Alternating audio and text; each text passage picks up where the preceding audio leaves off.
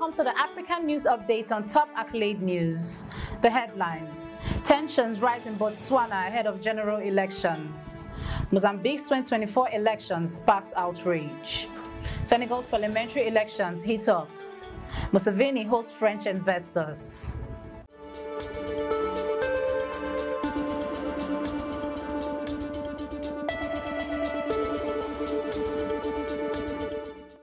In politics, tensions rise in Botswana ahead of general elections. As Botswana gears up for its general election, the opposition party, Umbrella for Democratic Change, has raised alarming allegations against the ruling Botswana Democratic Party.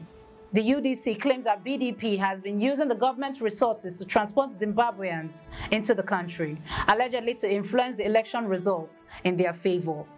In a statement, the UDC accused the BDP of busing these individuals to various locations across Botswana, comparing the situation to similar tactics reported in Mozambique. Social media is buzzing with reactions as voters prepare for a potentially contentious election. The Independent Electoral Commission has urged citizens to report any suspicious activities as the integrity of the electoral process hangs in the balance. Still in politics, Mozambique's 2024 elections sparked outrage. Mozambique's recent local elections have ignited widespread outrage as the ruling party, FRELIMO, claimed a sweeping victory amidst allegations of electoral fraud and irregularities. Voter turnout plummeted to a historic low of just 44%, reflecting growing disillusionment with the electoral process. The main opposition party, RENAMO, faced its worst defeat yet, with the new party, Podemos, making significant gains. With at least 3 people reported killed in protest over the disputed results, the youth of Mozambique, disconnected from the historical narrative of colonialism and independence, are increasingly mobilizing against perceived government corruption and mismanagement. Harnessing the power of social media, this new generation is demanding accountability and pushing for meaningful democratic change, raising questions about the future of governance in Mozambique. Moving on in politics, Senegal's parliamentary elections heat up. In Senegal, political parties are intensifying their campaigns ahead of the crucial parliamentary elections set for November 17th, which will determine the extent of the president's ability to implement his agenda. Following a landslide victory in April, the president faces pressure to fulfill promises to combat corruption and improve living standards. His party, PASTEF, seek a majority after dissolving parliament to facilitate the elections, while a formidable coalition of former ruling parties, including ex-presidents, pose a significant challenge. Moving to economy, Museveni hosts French investors.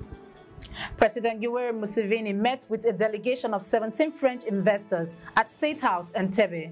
This group represents the largest foreign investment bloc in Uganda, contributing 53% of the nation's foreign investment as of 2023. During the discussions, Museveni emphasized his commitment to strengthening economic ties with France, showcasing Uganda's rich natural resources and the urgent need for infrastructure development to connect producers with consumers. He credited the National Resistance Movement's pro-business policies for the private sector's growth and urged investors to explore affordable power generation options to support industrial expansion. The president also noted the benefits of regional integration initiatives like the East African Community, which enhance market access for local manufacturers across the continent. You are watching the African News Update on Top Accolade News. Do stay with us. Still to come.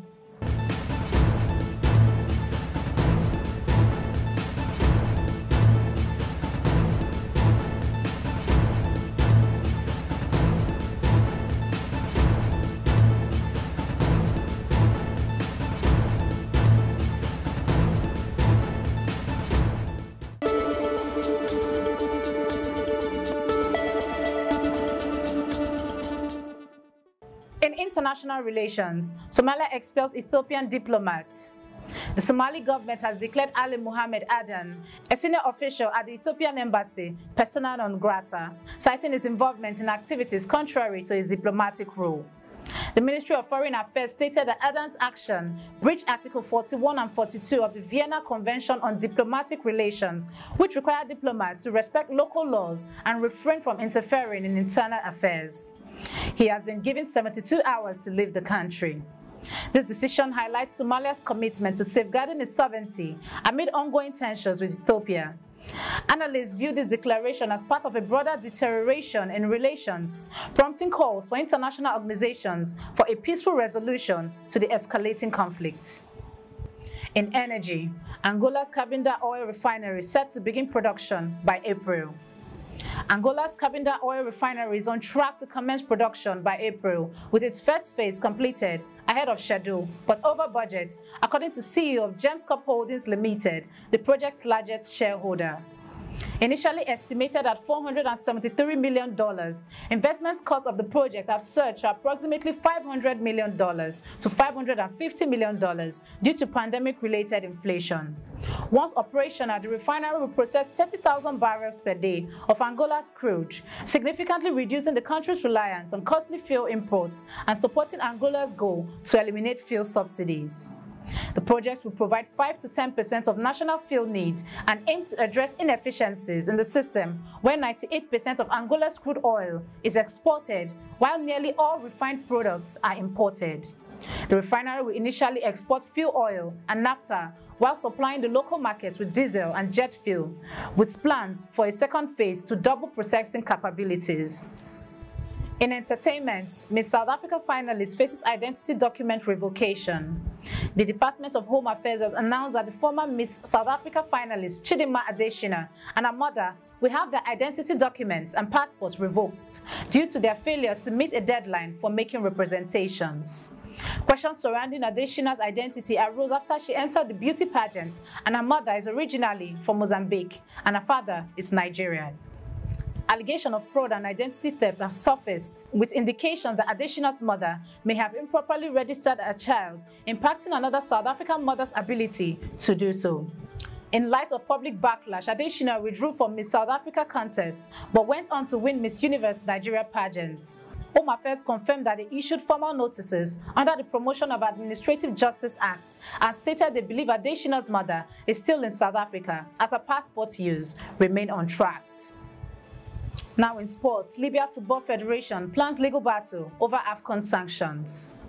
The Libyan Football Federation, LFF, has vowed to pursue the highest level of litigation to overturn sanctions imposed after the Africa Cup of Nations qualifier against Nigeria was cancelled.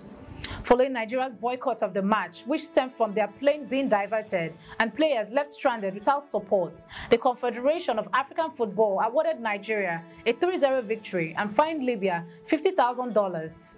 LFF acting president criticized the decision as unprecedented and unjust, insisting that match points should not be awarded under such circumstances.